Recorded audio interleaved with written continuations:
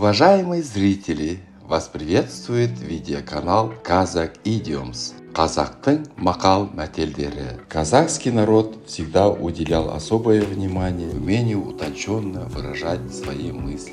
Видеоканал Kazakh Idioms приглашает вас на просмотр видеороликов о поговорках и пословицах, которые веками использовались в разговорной и бытовой речи казахов.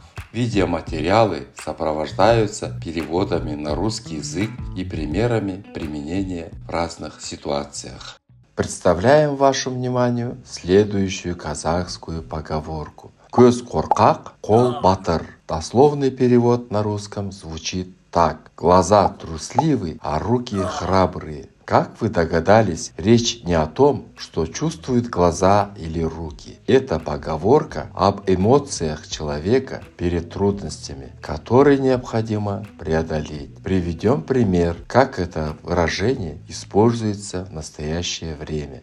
Молодой человек, чтобы сэкономить деньги, купил квартиру без ремонта. Но когда увидел, какую огромную работу надо проделать, он начал сомневаться в своих способностях. К его счастью, подоспела моральная поддержка родителей, которые приободрили его словами «Көз қорқақ, қол батыр», которое означает, что не стоит бояться и пора действовать. В итоге, поверив в свои силы, он постепенно справился и сделал хороший ремонт.